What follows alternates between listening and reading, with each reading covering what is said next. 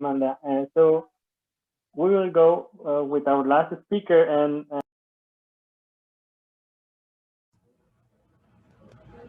Great. Thanks so much. sorry.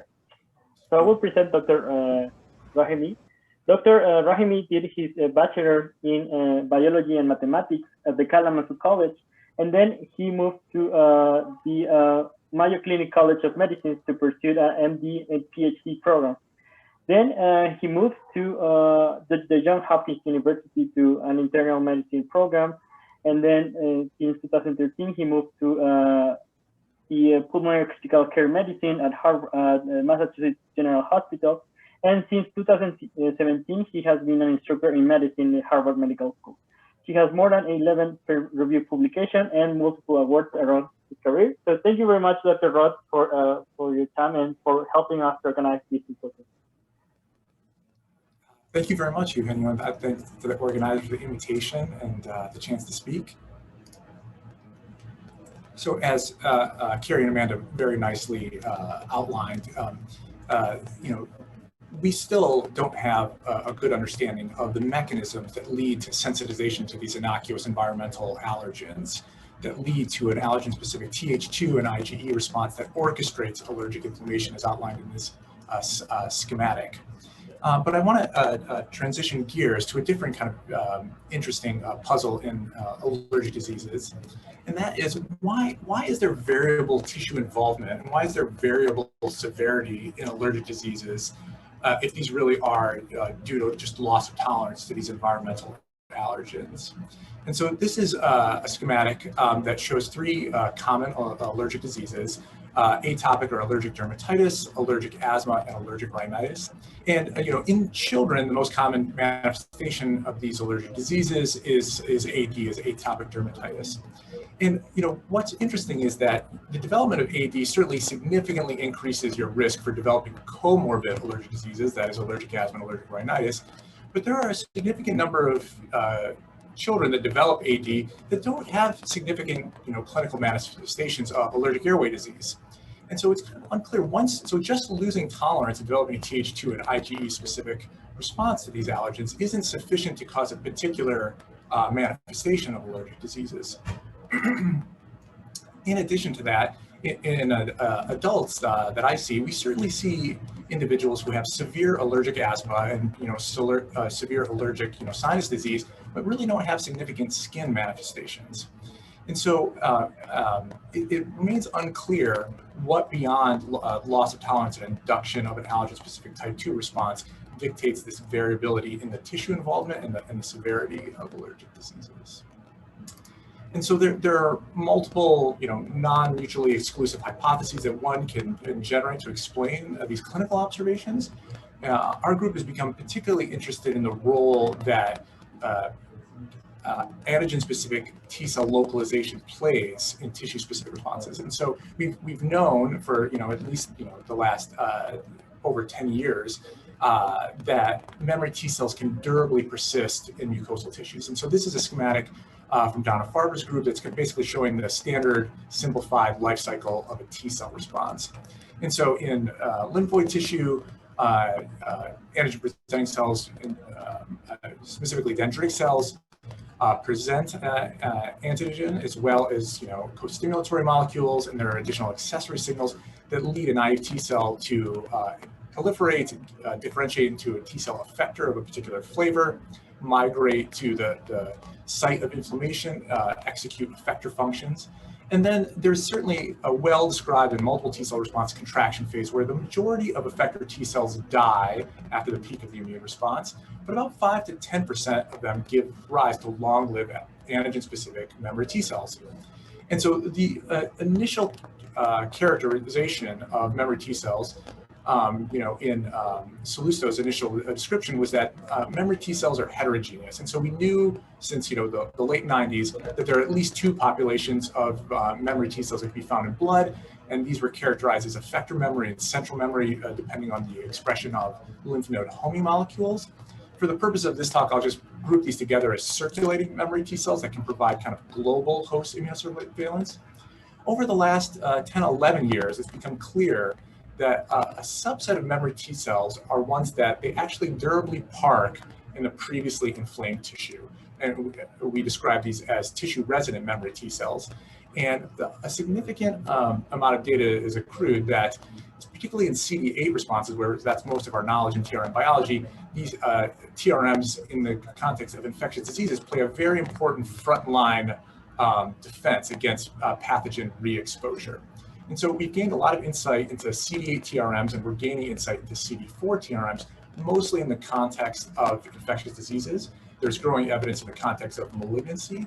And so we became interested in the idea that Th2, tissue-resident memory T cells, may play significant role in both the tissue specificity and the variable severity that we see in allergic diseases. And so in mouse models, Marion Pepper and Donna Farber's group have shown that if you treat with house dust mite allergy, you can get tissue-resident memory Th2 cells, specifically in the lung.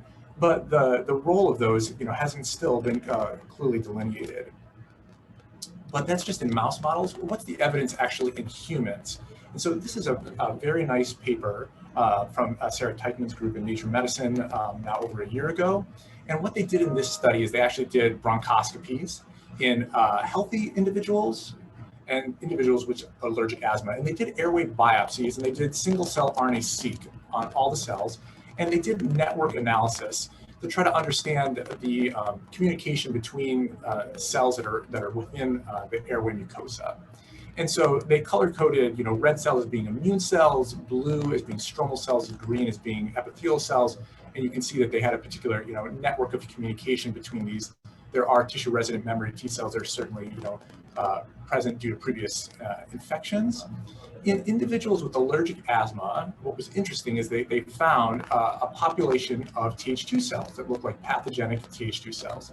Now, the size of these circles wasn't representative of the number of cells, but more the number of connections, and the thickness of the lines indicates the amount of proposed communication between particular populations. And what you can see is that Th2 cells are really forming, an established and distinct network of communications with the other local cells within the airway mucosa. Now, the interesting thing is that the presence of this, kind of Th2 specific signature really disrupted the cell-to-cell communication in the airway of allergic asthmatics. Now, what's unclear in humans is whether these were humans that had mild to moderate asthma, they had no symptoms at the time, but is this a kind of a smoldering, low grades, allergic inflammation, or is this really a durably persistent, Th2 imprinting in the tissue? And that's what we wanted to kind of delve into. And so our central hypothesis was really that the tissue specificity and variable severity is due to the fact that Th2 immunity can really imprint allergen-specific memory Th2 cells, and that's an important population that drives the tissue specificity and severity of allergic disease. So to do this, we turned to the house dust mite murine model of allergic asthma. And I just want to show a schematic of basically our treatment protocol. And so we're doing intranasal, both sensitization and challenges. And we do kind of a standard, I would say, a subacute treatment course. And so we do an initial sensitization, we wait 1 week, and then we do a daily intranasal challenge for 5 days. And data that I won't show you, that this leads to robust, Th2 inflammation, allergic inflammation in the lung that kind of mimics allergic asthma. And the notable thing is that the house dust mite model in B6 mice is really a Th2 dependent model. Interestingly, IgE doesn't play, even though it's induced in this model, it doesn't play a significant role. If you have knockout mice for the high affinity IgE receptor, you still get the same inflammatory response. And so it's really a Th2 model that has, for our purposes, was a strength. So it allowed us to kind of focus on the Th2 response.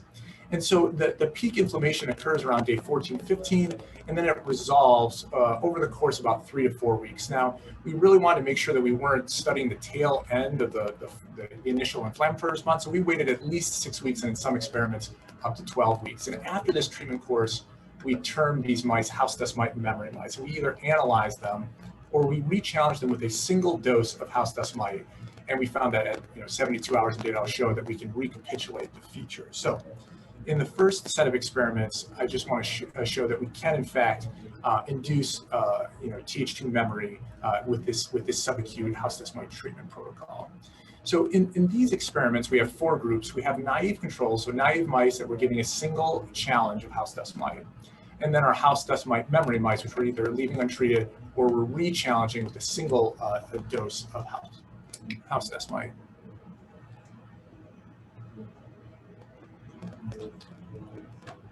So you can see from panel A that we first looked at type 2 cytokine expression. This is by just qPCR of total lung. And what you can see is our naive controls don't have any induction of either IL-5 or IL-13. And importantly, in our house dust mite memory, there's no ongoing IL-5 or IL-13 signature. It really has come down to baseline levels. But when we re-challenge house dust mite memory mice, we get a robust induction of IL-5, IL-13. And when we looked at lung eosinophils, there's really, this is a log-based scale, a significant induction in lung eosinophils. We have a histology score from 0 to 4 that's based on the severity of inflammation. And there isn't really, in these house dust mite memory mice, you can't appreciate any ongoing inflammation, but with a single re-challenge, by 48 to 72 hours, you get robust induction of inflammation. We also have a mucus score, and we don't see any residual mucus metaplasia at the time point that we're looking at beyond 6 weeks. And then if you use a flex event, which essentially is a device that you can cannulate the trachea of mice, and you can administer methacholine, which causes airway constriction, we find that this phenomenon of airway hyperresponsiveness or increasing airway resistance with methacholine was only occurred in our house dust mite memory mice that are re-challenged. So all the cardinal features of allergic airway inflammation could be induced with our re-challenge, suggesting that there is, in fact, memory to the house dust mite extract. So did we, in fact, induce persistent Th2 cells in our house dust mite memory mice? So this is just a quantitation based on flow cytometry, and I should clarify that when I'm stating lung Th2 cells, we're actually using intravascular staining to exclude blood Th2 cells, and we're just looking in the lung parenchyma, and we're defining Th2 cells as FOXP3 negative, GATA3 positive, CD4 T cells, and these are the ones that we confirm, make the type 2 cytokines. And what you can see is that in naive mice, in SPF conditions, there are very few Th2 cells in the lung parenchyma. But after our house dust mite treatment, even after 6 to 12 weeks, we see that there's a population of Th2 cells that are persisting in the lung parenchyma. And if we look at a TRM marker like CD69, on these Th2 cells that are persisting in the lung, the majority of them express a CD69 consistent with them being tissue resident. Okay, so then we looked at our recall response, and just to orient you, this is our naive controls, and these are our house dust mite memory, and so that previous difference I showed you is right here, which is less impressive on this scale. So when you give a single dose of house dust mite to our naive mice, you really don't get any induction of Th2 responses too early at this point, and just after a single sensitization. We have our Th2 TRM present, and when we re-challenge, we do see a significant expansion of Th2 cells by 48 to 72 hours. This experiment is at 72 hours. Not surprisingly, in the lymph node, we saw a good induction of Th2 expansion in the mediastinal lymph node.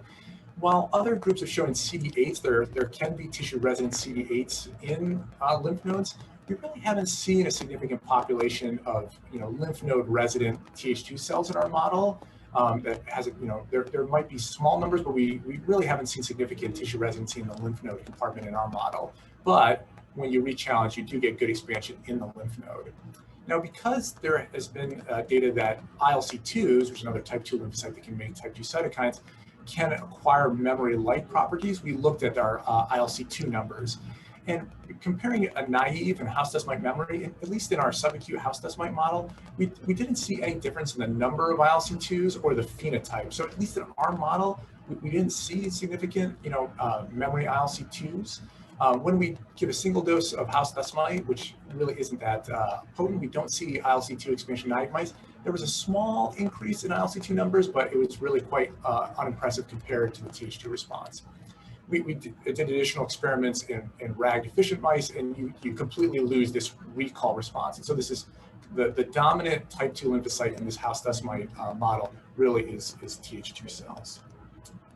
And so to further characterize this memory response, we show that it's allergen specific. So if you take house dust mite memory mice and you re-challenge with house dust mite, as I showed you before, you get good induction of type 2 cytokines as well as Th2 cells. If you use a completely unrelated allergen like alternaria extract, you really don't get any memory response. And in data I don't show you, if you sensitize and challenge with alternaria and then re-challenge with alternaria, you do get a recall response. So this is really, it's a allergen-specific Th2-dependent recall response. Okay, so getting back to our original question after characterizing the memory response, what we wanted to know is how much of this Th2 recall response is due to this relatively small population of tissue-resident memory Th2 cells. And essentially, this is a cell of origin question that we wanted to address. So how much of lung-resident memory is responsible for this? Specifically, how much of the Th2 TRM are responsible for this?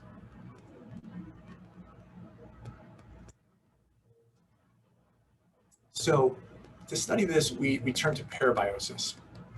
And in panel A is a schematic of our experimental design. And so we take congenic B6 mice, in this case CD45.2 and CD45.1 B6 mice. We put, in this experiment, we put CD45.2 mice through the house dust mite model. We make house dust mite memory mice. Then we surgically conjoin them to naive mice. And so you basically suture the skin together over the course of 1 to 2 weeks. The skin heals, there's angiogenesis, and the blood vessels join, and so you get a shared circulatory system. So essentially all circulating immune cells will get shared between the two parabionts, including circulating memory T cells. And you usually see this to start to occur at 1 week, 2 weeks, but we waited 3 to 4 weeks really to get good chimerism.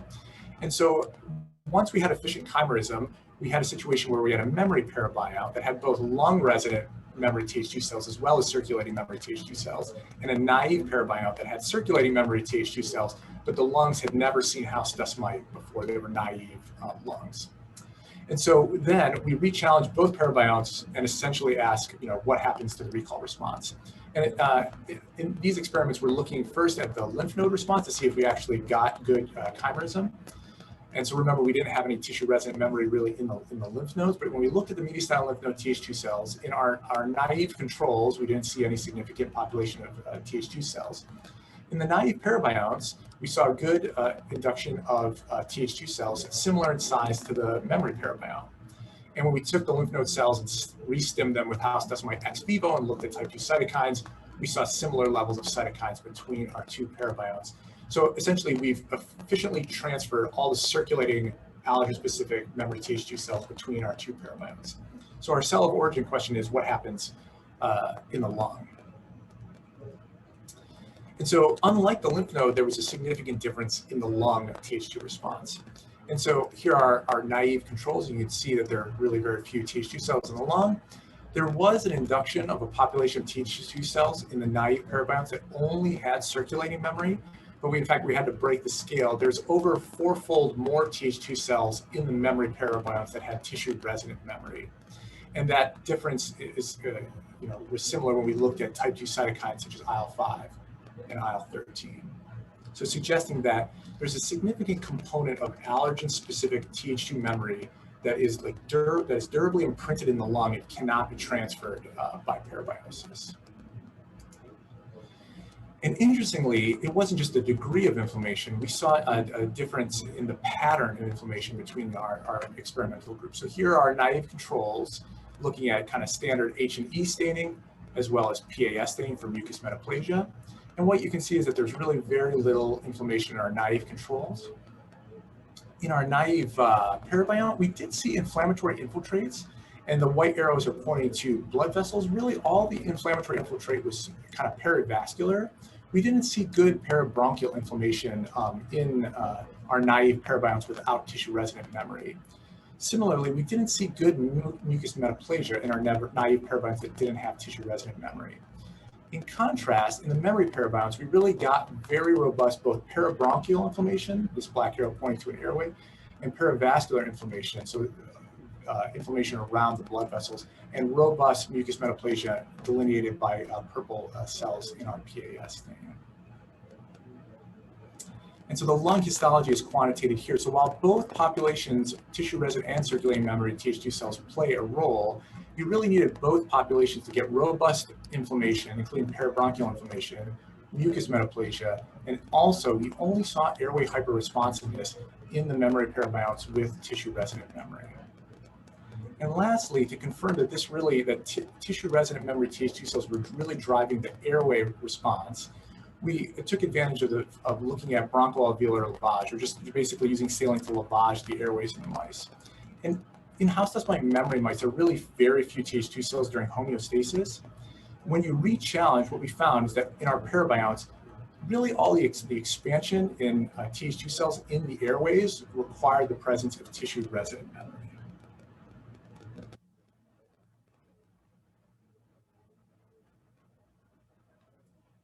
So we wanted to gain a little additional insight into the dynamics of memory Th2 cell trafficking in vivo. So were these Th2 cells that were present in the lung, are they truly tissue resident? Are some of the circulating cells kind of dynamically surveying the lung parenchyma? And to answer these questions, we essentially changed our parabiosis experiment. So in this experiment, basically we take both congenics, we put them through the house dust mite model, so they both have tissue resident memory and circulating memory. We parabiose them and then either leave them unchallenged or re-challenge them.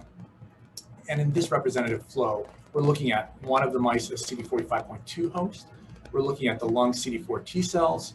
We're doing IV CD45 staining to basically label the intravascular cells. You can see that those, when we looked at CD45.2, show very good chimerism, 50-50, which would be expected.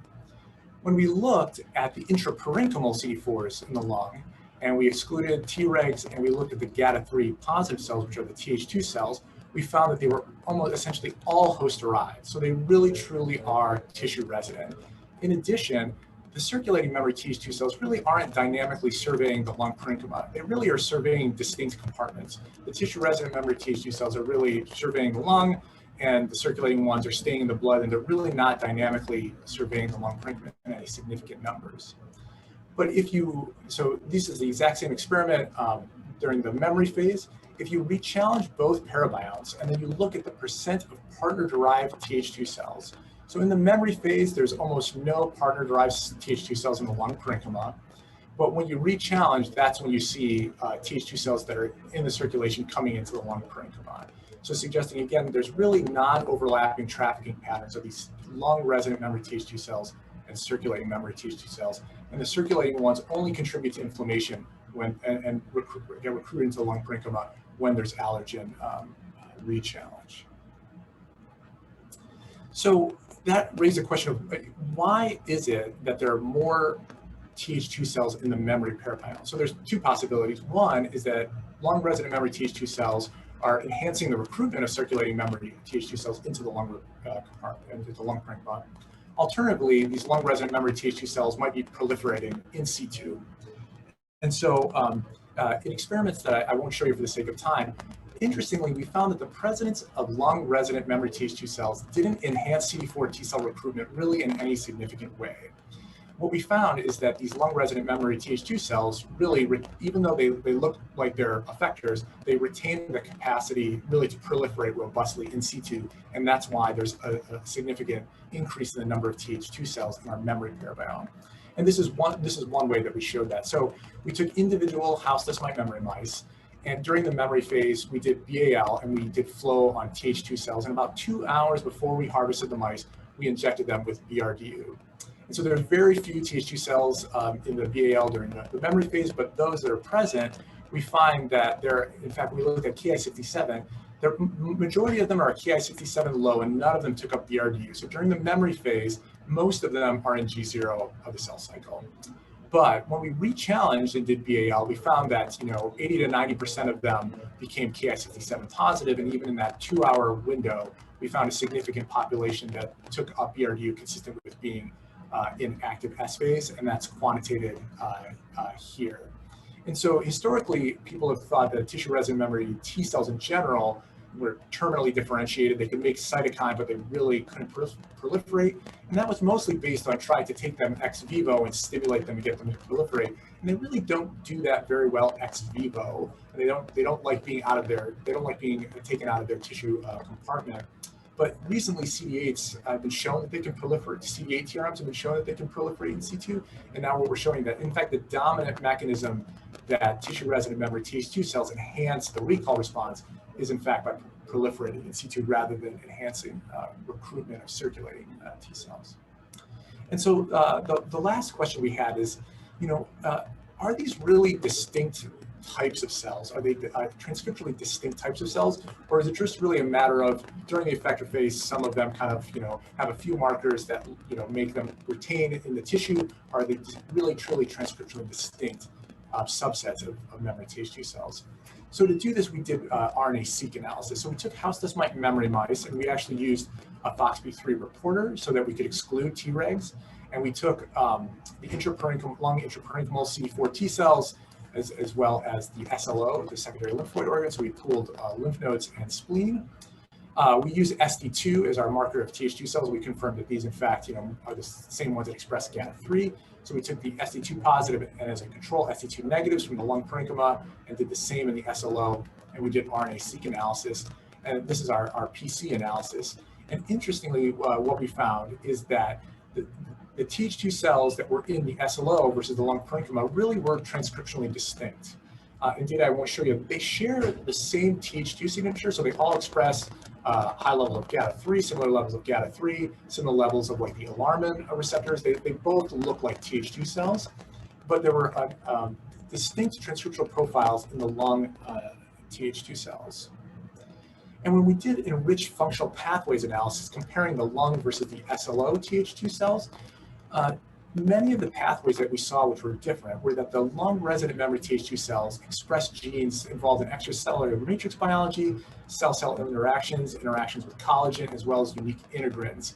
And so it really suggested that they have a unique tissue adaptation program. They have a unique signature that we think is allowing them to persist in this unique lung parenchyma environment. And so this is the schematic that we had in our paper. So essentially, we think there are at least two transcriptionally and trafficking distinct populations of memory Th2 cells, which we've delineated in blue versus red. There are tissue-resident memory Th2 cells that they are the dominant Th2 cell that's present in the lung parenchyma during homeostasis. And then there's a circulating memory Th2 cell that surveys kind of globally. When there's allergen re-challenge, Th2 TRM can proliferate robustly around airways. They really drive mucus metaplasia, and in data I didn't show, they enhance eotaxin production, and they actually are associated with greater activation of eosinophils in the airways. In contrast, Th2 circulating memory cells, they can get recruited independently into the parenchyma, and they can make type 2 cytokines. And the data I didn't show you, they actually recruit eosinophils in the lung parenchyma. They mostly drive perivascular inflammation, but they're quite inefficient at promoting parabronchial inflammation. And so both populations play an important role, but you really have to have tissue-resident Th2 memory to really drive severe disease and get the full manifestation of the allergic airway phenotype.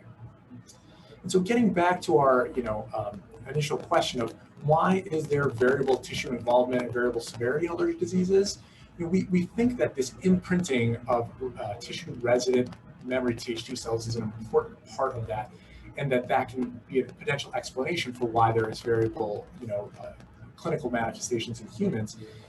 What remains unclear is why all individuals don't develop these cells and develop onto severe disease. That's a question that we're still trying to answer. And so we're trying to understand, really, as a major future direction, what are the Th2 cell fate decisions? And so this is a schematic showing that, in the lung parenchyma, when there is a Th2 effector that arrives, they can make type 2 cytokines that can cause some allergic, inflammation.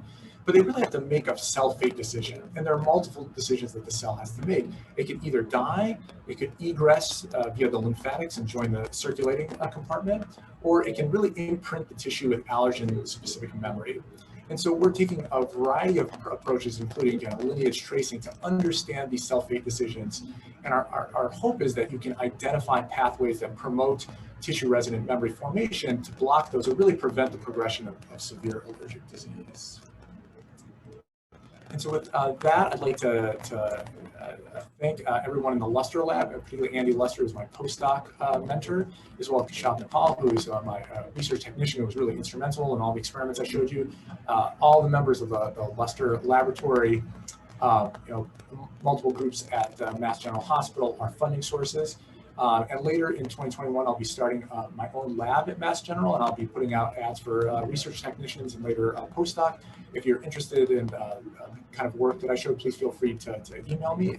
And with that, I'm happy to take any questions. Thank you so much, Dr. Rod, and congratulations for your new position. So we have a couple of questions in the chat. The first one will be from Mohammed Et Nabuli. He was wondering about the plasticity of these Th2 long resident memory cells. Absolutely. And one thing that, as far as plasticity, as far as trafficking, what I will say is that myself included, we often use the terms, tissue resident memory, TRMs, as a subset. I think it's growing increasingly clear that really TRM is a state.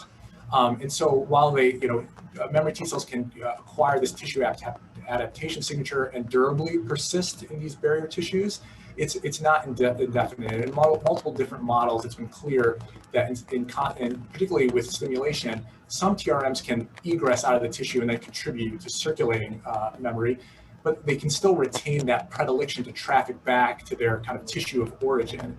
We're still getting into, we're doing a lineage tracing system basically to try to answer those. So it is clear that that these are not, permanently defined states, that there are circumstances where TRM can become a circulating memory, and a circulating memory can then acquire this phenotype. And so I think probably this all gets down to subset versus state. I would say that it's probably better to say that TRM is a memory T cell state, not a specific lineage, and that there's going to be some degree of plasticity, particularly over the course of chronic disease like allergic diseases. So I will get my question with this one we have already. So in your experimental setup, you show that circulatory memory T cells actually migrate to the lung. So, and you have, I think you don't have the data, but do you think that these circulatory memory cells that go into the lung will acquire the transcriptional signature as the tissue resident memory cell? And my second question with that will be that for how long does these circulatory memory cells that now migrate to the lung will be there? What will be the fate of those circulatory memory cells that go to the lung? Yeah, that's an excellent question, and we're still working on those experiments, and it's really like fundamentally how much plasticity there are between these distinct cell states, and so we don't have an answer for you. And one thing that we're interested in is does it matter how many cells are already there? And other people have asked these questions. Essentially, what's the niche for them?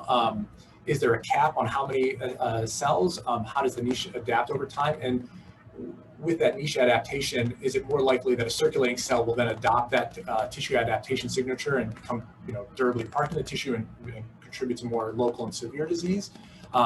These are all outstanding, excellent questions. We're essentially trying to answer those questions.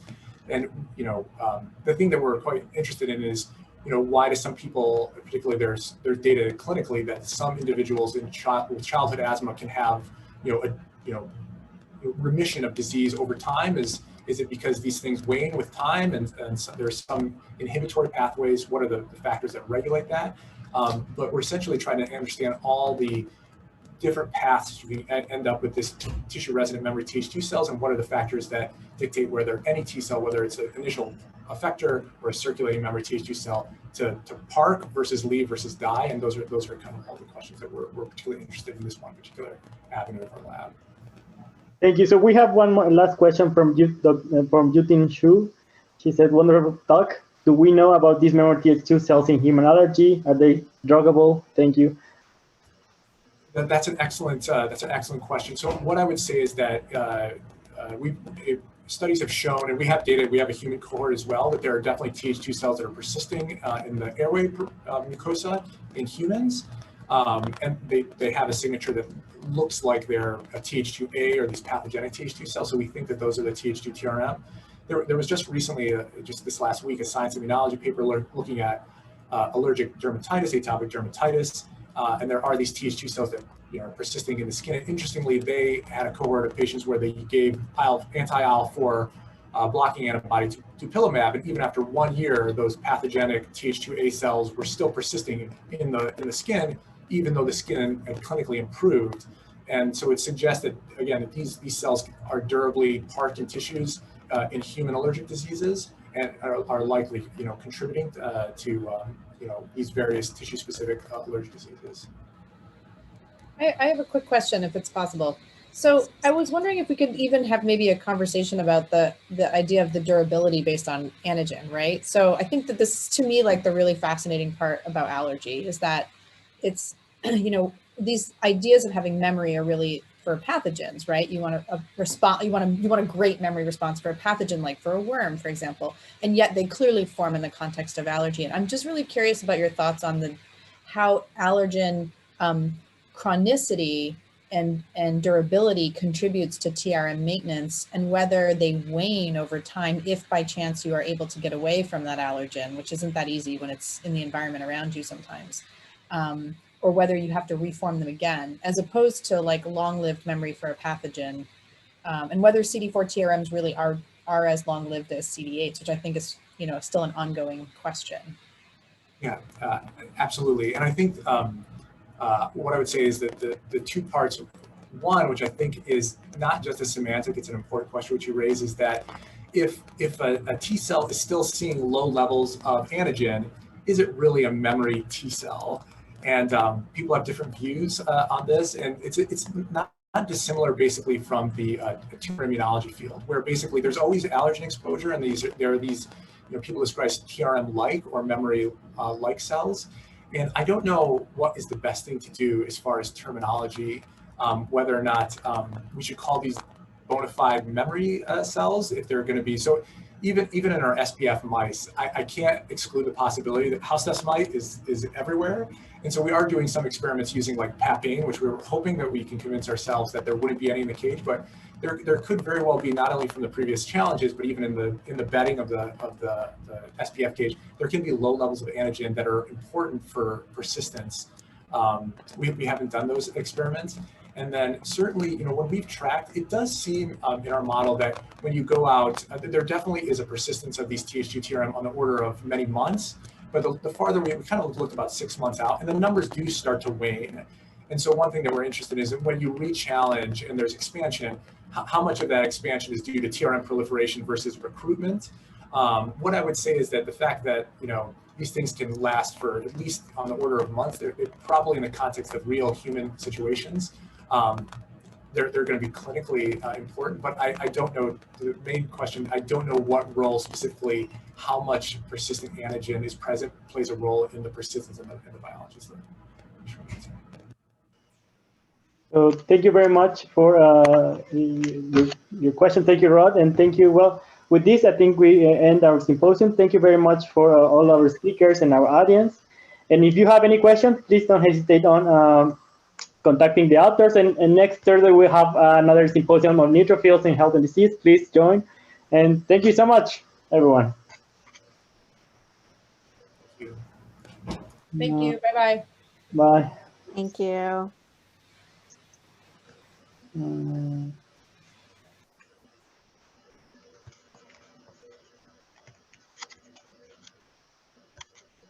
Sorry, Veronica, I couldn't answer your question, but we were really in a rush. But thank you so much for being here. And if you have any, if you would like to participate in any symposium, please don't hesitate. Thank you, guys.